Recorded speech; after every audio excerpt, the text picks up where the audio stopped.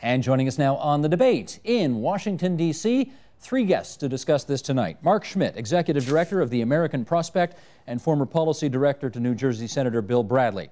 John Wunderlich, Policy Director at the Sunlight Foundation. And Catherine Mangue-Ward, Senior Editor at Reason Magazine. And we welcome back David Eves from the Center for the Study of Democracy at Queen's here in our Toronto studios. Thanks to the three of you for being on the line from your nation's capital to our provincial capital here. I want to start by playing a clip from an interview we did on this program last October with Harvard Law School's Lawrence Lessig, teaches at the Center for Ethics there as well. And he was talking about the push in your country that many people have to have the schedules of congressmen and congresswomen made public. Here's what he had to say about that. Roll tape.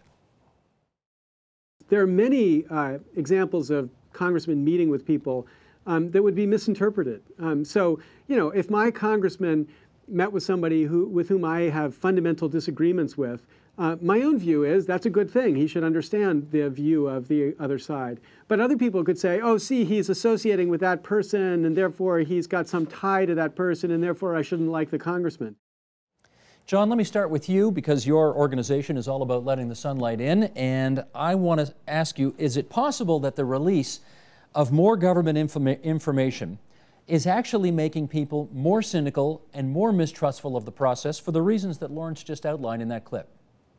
Sure. So I think it's always possible that any information that gets released could be misinterpreted, like anything. But I also think that that's not a reason for us to throw our hands up and go home. I think that transparency does, in fact, it doesn't always lead to more trust, but that doesn't mean that we have to become cynical. I think it makes it possible for politicians to earn our trust. So it doesn't, while it doesn't necessarily lead to trust, it promotes conditions where politicians are more likely to do the right thing and earn our trust. Okay, but Catherine, is more trust what you want at the end of the day?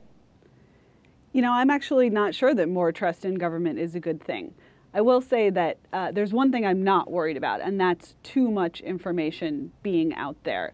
If every congressman has to release his schedule, every congressman has to think twice about who they meet with, and I don't think that's a bad thing.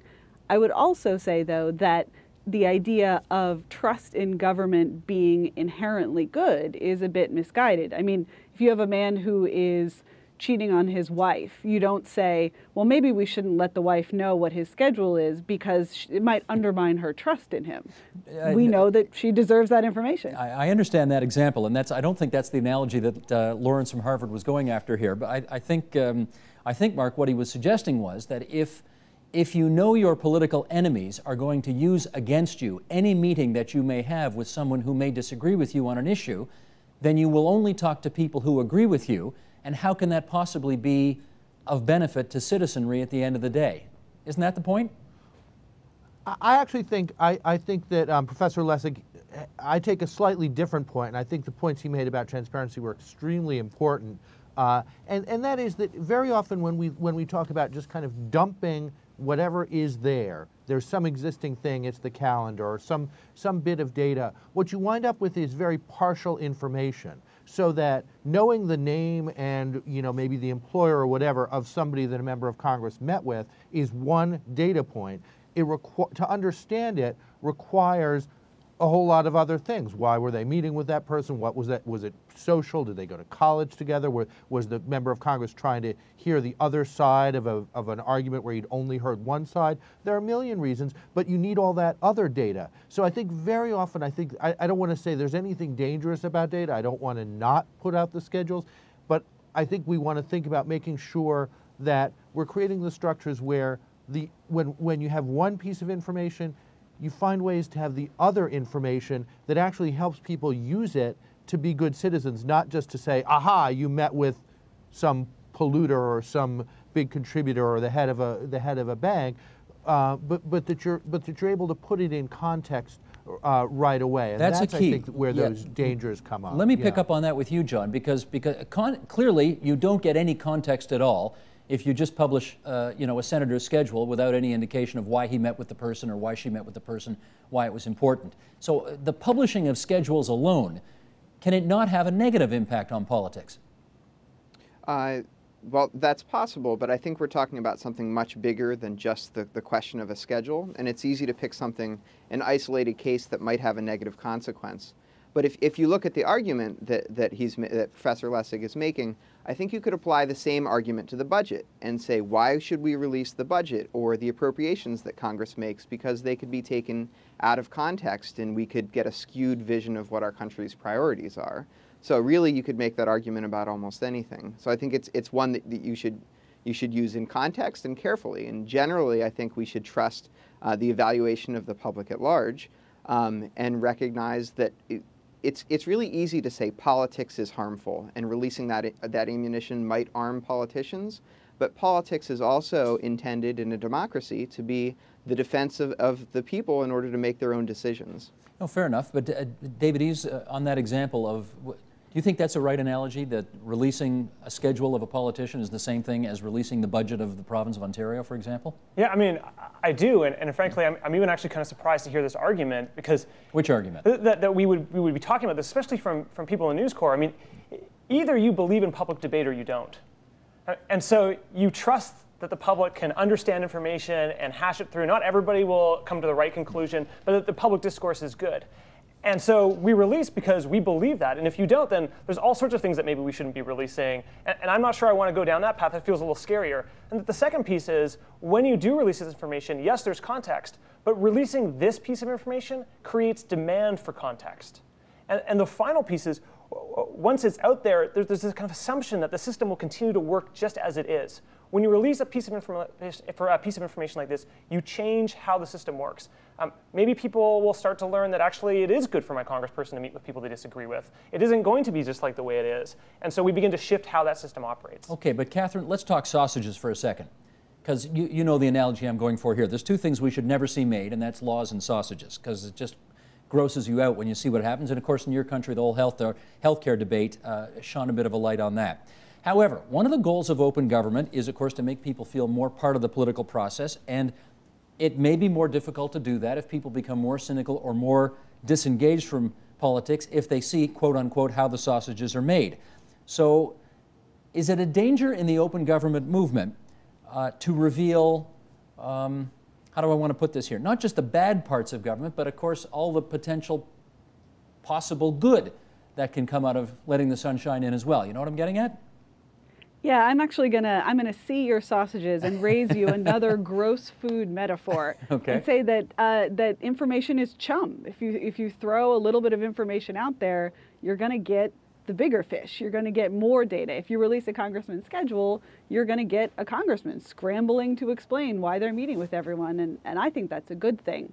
As far as the sort of fear that there's too much information or that people might become cynical when they get this deluge of information, I think that, you know, going back to the Facebook example is a great one. It's pretty rare that people make a friend on Facebook, decide they know too much about them and don't like them anymore. Instead, Facebook makes people feel more connected. It improves friendships and relationships, and it opens up the possibility of a whole nother level of relationships where you're not maybe best friends with people, but you kind of know what's going on with them. And I think we might like that as far as a model for a relationship with the people who govern us. I'm going to play devil's advocate, Mark, one more time with you on this one. And this is going to sound incredibly elitist, but hang in there with me. It's just it's something provocative I'm just going to throw out there. Do you believe, I mean, unlike all of us on this program tonight who really love politics and maybe love it a little too much and care about every little nuance that goes on and really like to get into the nitty-gritty, normal people have normal lives. And they have to, you know, they can't eat, sleep, drink, breathe this 24/7 as we may. In which case, can so-called ordinary people, ordinary members of the public, draw the right conclusions when dealing with this raw data? Or at the end of the day, is it really going to be about, and I'm sorry, this happens all the time nowadays, is it really going to be about giving, more ammunition to the enemy of the people who are in politics to beat them over the head with? Well, I think the answer to that is just to really think about kind of making sure that we're adding other data to the data we have. It is hard. You know, it's amazing what people do with data, and there was a lot of good examples of that in the first segment. There's always somebody out there who's going to do something interesting with it. But in a lot of cases, you actually need to add, we don't put out the budget just a bunch of raw numbers. And if somebody gives you the budget for, your show or something like that, I just actually had this at work. If all I have is raw numbers, I'm not able to work with it. I need the analysis. I need to understand what the background is for something like that. And I think what we need in order for people to be able to not just, hold politicians accountable, but actually participate as citizens with the data that's available to them, they need something. They need some analysis. They need some help. They need some other kinds of information, and that's what we ought to be focusing on. There's a great example of this when I worked on Capitol Hill, when I worked in the Senate. And this is pre-internet, just before the internet. There was a tremendous little wave when we were considering the North American Free Trade Act. And everybody started calling our office and saying, we want to read NAFTA. I want to read every word of that 2,000-page document because Ross Perot or somebody suggested I should. I want to access government. I want to read that thing. And so we were madly Xeroxing copies of this treaty and sending it off to people. And of course, you could read NAFTA, and not reading this text and how it changed one provision or another just isn't going to help you in any way understand whether it's going to cost the U.S. jobs or gain the U.S. jobs or whatever people really wanted to know about it. You needed to give people a whole other level of analysis. So all I'm interested in is seeing that we're adding the other aspects that help people really engage on top of raw data. And some of that citizens are going to do by themselves for other citizens, but some of it we actually need government to provide other kinds of information and journalism to produce other kinds of information. Okay, let me read an excerpt here from Tim Wu at Columbia University, published in the New Republic last October. And he writes, "Consider C-SPAN, the technological marvel of an earlier age. Though the network is good entertainment and has taught politicians new forms of grandstanding, it has done little to improve government. There's nothing wrong with televising Congress, but it is to the American polity what Diet Coke is to the fat man. What I mean is that many transparency systems simply create an incentive to create a good impression under the dictates of the system. Just as food manufacturers manage to produce fat-free and low-calorie food that isn't necessarily healthy, politicians will produce information that suggests even-handedness even if there is none. Meanwhile, the chance of a transparency cure producing real change is close to zero. Does anyone really think that posting a schedule online will make a politician into a better leader?" Okay, let's get into that. David Eves, what do you say on Professor Wu's suggestion that the chance of creating real transparency is next to zero? I actually think his statement's deeply, deeply problematic. Deeply problematic. Deeply problematic, because he's looking at a technology that's broadcast. So I agree, C-SPAN has not done a tremendous amount for increasing the transparency of government. But that's because only certain people are allowed on C-SPAN, and only certain people are allowed to do an analysis of what's occurring on C-SPAN. And actually, the people who use C-SPAN the best are The Daily Show. I mean, they've shown you what can happen when someone's actually able to access the data and manipulate it and do things with it and do their own analysis. That's the excitement. The internet is something radically different. Now, all of a sudden, I mean, this is about empowering ordinary citizens to be able to do their own analysis and share that with other citizens. So C-SPAN is a technology because it's terrible to look at because only I can observe. Open data on the internet is data I'm allowed to use, do an analysis of, and then share with everybody. That's a radically different technology. Well, let me try this, John. Just as politicians over the years have learned how to game C-SPAN in your country or in our country, CPAC or Queen's Park Television, whatever, won't they learn how to game the internet as well and sort of throw it all out there in a way that works for them?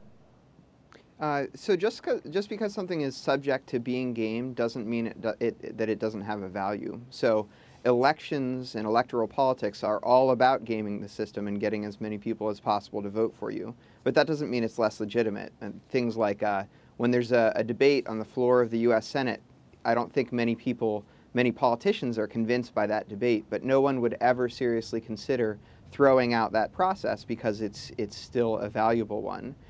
So I think it complicates things to try to take the idea of political deliberation and have that be the target for transparency. Really, that's what taking the example of putting public schedules online does. That's really one of the toughest targets we have. And where we are as a society and as a culture with our new expectations based on technology, there's so much that can be improved on mine safety data or health data or information about bills so that you can see what a bill actually says and then call your representative with your opinion. So those are really some of the pieces of low-hanging fruit we're looking at now. And the question of will all political deliberations become public, that's really a much tougher question. Okay, Catherine, let me do the follow-up with you then. Again, this is a story not so much about technology, but about people at the end of the day. And the suggestion is, even with all of the technological innovation that has taken place and that you're championing, politicians, in fact, themselves, their roots, their goals, they don't change that much. So can technology really take us there, in your view? Well, let's take the example not of the politician, but of the man we were speaking about earlier, the rationally ignorant guy who's really not much of a political junkie. I think what open government promises, what transparency promises, is that on the rare occasion that he finds something that he cares about, when something touches him, say he's a plumber and there's a new zoning regulation, or just when he's in a fight at a bar with someone and he wants to settle it, if we can up the chances that he can Google the answer to whatever question he has, I think that's better for everyone. Even if politicians keep doing exactly the same dumb stuff they've been doing all along, even if the general population remains sort of cynical and disengaged, every now and then, if you could get a piece of information that used to be accessible only through a months-long Freedom of Information request process or a series of phone calls and is now available in, as you say, 0.3 seconds, that's better. That's an improvement. And other criticisms aside, that shouldn't be undervalued. Well, our friend Mark Schmidt wrote in the American Prospect on March 31st a segment that I'm going to read right now about that which we are speaking. The legislative giants of the past decades, he writes, were not necessarily smarter or better people. What's different is that those men, in the mid-1970s there was not one woman in the Senate, had no hesitation about their entitlement to rule. They never went to town meetings where constituents had read pending legislation on the internet and asked detailed questions about Section 547... Today, we'd welcome the arrogance and insularity of those giants who bravely cast unpopular votes. Progressives have been asking both legislators and the president to be more arrogant, to exercise the raw power of the majority without hesitation. But how much real democracy would we have to give up to recreate the environment? With accountability and transparency come legislators who are going to be a little less sure of themselves, a little more worried about each move. It's hard to separate the arrogant bravery of the giants of the past from the isolated white male entitlement that produced it. Mark, what is the potential for too much transparency? I'll follow up with you since you wrote that piece. What's the potential to make politicians and bureaucrats too timid to do the job? Well, I think we're in a transitional period here. I mean, I was really writing in response to a lot of people who are saying, why was it that, we have all this trouble getting health care passed, and back in, the 60s they could just, move forward with Medicare or things like that. And I do think that the isolation, the kind of closed room, and even when I worked in the U.S. Senate about 15 years ago, it was still a very closed environment. That makes certain things possible, and I think our political process hasn't adjusted yet to the fact that you're going to have to do things in a totally different way, in a totally different environment. So I'm trying to challenge that nostalgia that says let's go back to the way things were, because I don't want to. I don't want to recreate the closed room. I think that politicians will change, and I think we're in a transition period where people move to what's the kind of political process that can actually work and get things done and not impose timidity on us in an environment where you're going to have to assume that everything is open, where deliberations are going to be open, committee meetings are going to be open, conference committees are going to be open, the raw data about what's in a bill, not just at the end, but at every stage along the way. Okay, let me get follow-up from David Eves here then. You think differently. David Eves, let me get the follow-up from you, because one of the, we're going through an orgy right now of transparency and accountability, and every receipt's got to be, checked by 6 auditors, or else there's going to be a scandal down at the legislature or Parliament Hill or whatever. And fine, everybody wants transparency and everybody wants accountability, but one of the side effects of all of that is that people are scared out of their minds now to make a mistake. Is this what we want? No, I don't think it's what we want at all.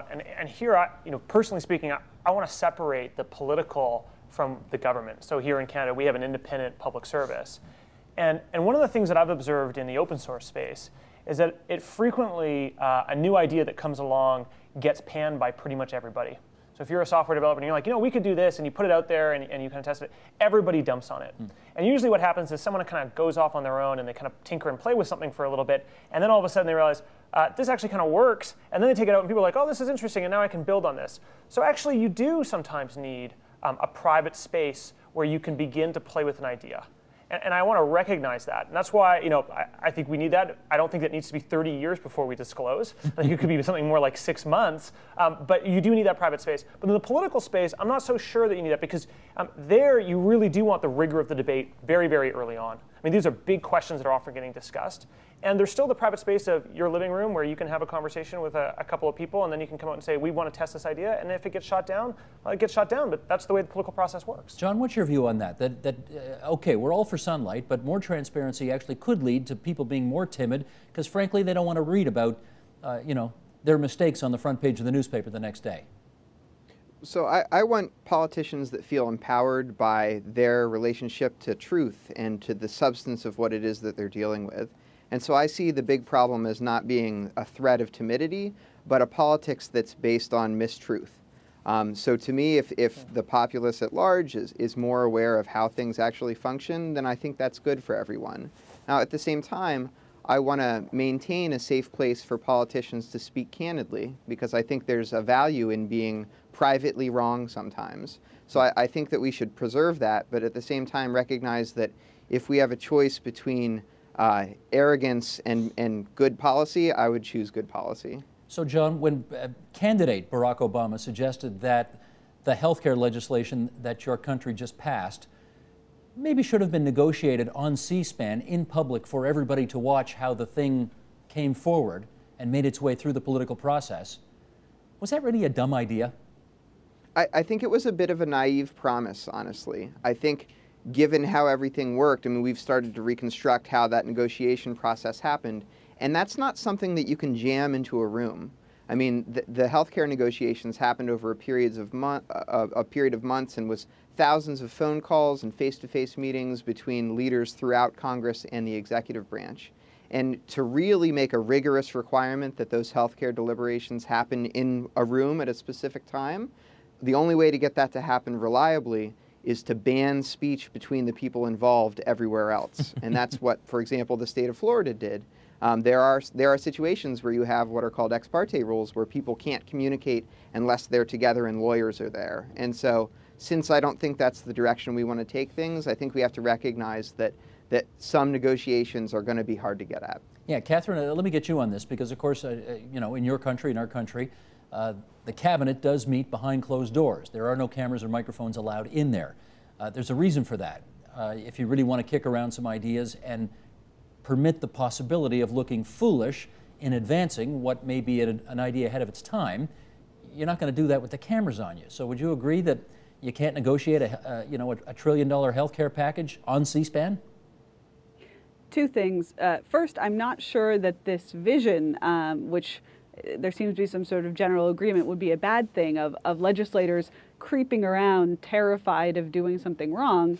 I must admit I find that a little bit appealing. I mean, the stakes are very, very high here, and a legislator doing something wrong is an order of magnitude bigger than even the head of a corporation doing something wrong, because it can affect millions of people mandatorily.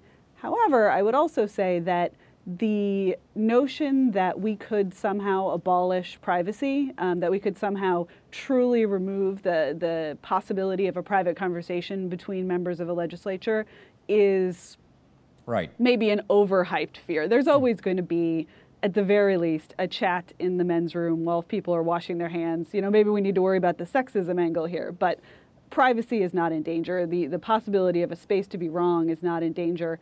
And I think that legislators who feel hemmed in and watched by their constituents are probably better legislators in a lot of cases. Maybe that means fewer trillion-dollar bills. But at that point, we're getting into the question of whether more or fewer trillion-dollar bills are a good thing for our country. Sure. Let's get into some discussion here about whether or not all of this will lead to actual better decision-making. And David Eves will well remember the examples we had here in this province several months ago. We had something called e-health, an attempt to put all of the patient records of the 13 million people who live in this province into some kind of electronic digital form. And it turned into a dog's breakfast. Hundreds of millions of dollars were spent. They made very little progress, didn't have very much to show for it at the end of the day.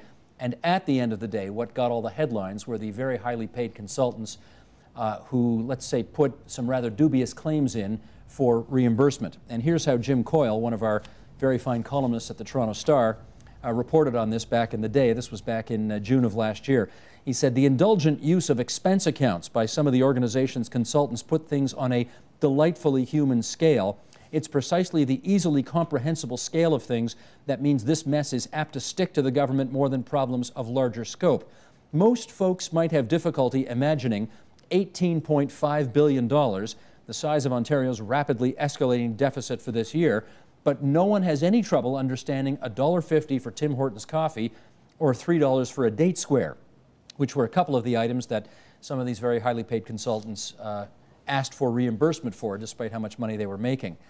Mark, let me go to you first on this. You wrote, and I'll follow up with a quote of yours, at a time of economic and fiscal crisis, a focus on the small items, along with the assumption that government is wasteful and corrupt, hardly increases citizens' ability to think about the choices ahead. And I wonder what you feel, how great the danger is that more transparency will make us focus on these $1.50 cups of coffee and $3 date squares, rather than the absolutely massive, bigger, more complicated issues that we really should be wrapping our heads around. Right. Well, I'm trying to avoid being drawn into this, more transparency is dangerous argument. I'm not going to make that claim. That's not my argument here. What I found when I started looking at some of the states how state governments were looking at transparency of their budget processes was there were sort of two movements here. One was saying, put every single credit card transaction of every state employee on the internet. Every bit of data you've already got, throw it on the internet, let people find what they can. I think when you have that, you're going to have a kind of obsessive, inevitably somebody's going to, spend $150 at a strip club or something like that, and there's going to be, an obsessive focus on that $150. Meanwhile, the other movement is saying, you know what, our budget, we've got billion-dollar billion-dollar tax expenditures in the budget that people can't even see because it's not even really clear that this large chunk of money is for a particular industry or something like that. We're not accounting for those. We're not providing the big picture information that helps people actually think about being citizens. Exactly the example you're using here from Ontario. I want to make sure that you have to do those other things too, and those other things might involve the work of creating a different kind of information and not just dumping what you've already got. So I'm a little worried. I think the only worry I have about transparency is when you say, take the data we've already got and dump it, and call that sufficient, and then people will work their magic on it and calling that sufficient. There's another kind of transparency that has to be brought in here in order, again, to give things context. David, I want to get your follow-up on that as well, because the irresistibility of the story of somebody being paid $1,000 a day and claiming $1.50 for a cup of coffee was such that it almost obscured the fact that we'd poured $647 million down a sinkhole and had very little to show for it. Are you concerned that the wondrous transparency of getting all of those expense accounts obscures a bigger truth here that we really should be spending more time on? No, in fact, actually, I kind of almost feel the opposite, which is the only reason that story came about was because of the $640 million. In fact, it was all these small expenses that kind of gave a human face to this problem, and it allowed actually people to identify. They said, what, they're expensing a Tim Hortons cup? And that all of a sudden became a way for them to focus and engage with a much more important and significant issue. I actually think if you just had the $640 million story, a lot of people would have been like, oh yeah, there it goes again. Like there's another great example of $640 million being blown, and we got nothing to say about it. But now all of a sudden there was this new angle that could draw them in and allow them to explore it. So I actually think this was an incredibly beneficial thing. Now that's a new take. I haven't heard that before. That's very interesting. John, how about this? The small items opening a door to a larger truth? What do you think of that? So I think we're going through something similar in that our House of Representatives recently released in a digital form for the first time the records of all the expenditures of the offices within the House. And initially the focus was on things like, did Speaker Pelosi buy too many flowers, which I think is a similarly questionable focus to initially have. In the time since then, though, we've seen a lot more detailed analysis go into things like, is the race of staffers at different levels what you would expect it to be, or might there be an appropriate focus on race or gender disparities in the way the House spends money, or what are some other kinds of trends that officials within the House should look at? And that's the kind of analysis that wasn't possible or would be very difficult when those reports were only released in a book form. And then the other big result that happens when we're seeing these new disclosures, if you take the example of the Recovery Act, is that more than creating accountability for the recovery, we're seeing a new focus on the shortfalls of our financial reporting system and how that needs to be much more fundamentally overhauled. So even if you're releasing bad data, it can have the effect of creating a need to fix the data reporting problems. Catherine, we know that the hope at the end of the day is that more openness and more scrutiny and more public input will, invariably lead to better government and better decision making. And I'd like to know whether you're, 100% sure in your head that you can connect all of those dots. Can you? I don't think you can, actually. Or at the very least, I don't think that the reason that more transparency might lead to better government is because of the mechanisms of democracy. Having more people involved means, a lot of times, more people focusing on the coffee cup, more people focusing on the flowers that Nancy Pelosi bought. Certainly, it's true that, for instance, in the case of the stimulus money, sometimes the first story is, I can't believe the stimulus was used to buy work boots. The second story is, there's some interesting differences in allocation between Democratic districts and Republican districts. The third part of the story is, okay, well, now let's look at the big picture and see if the stimulus worked. But you're not going to change human nature, and most people aren't going to be involved in government. My hope for transparency is that some of the dumbest, some of the worst, some of the lowest quality sausage, let's say, won't get made. That the natural desire for the splashy story or the obviously ridiculous government behavior will put people inside government on notice and maybe at least slice out the bottom percent. After that, I think it's an open question. But maybe we can't count on transparency to make individuals better Democrats, but we might be able to count on transparency to get rid of the worst of the worst. But Mark, isn't the experience that most of these folks are just simply not shameable?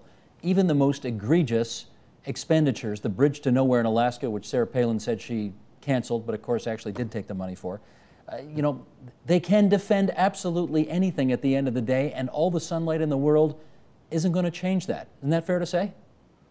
No, I don't think that's fair to say at all. I mean, I do think actually the focus on earmarks in the sort of targeted spending in the federal budget has I think begun to change significantly as people are more aware that you're going to have to defend this thing.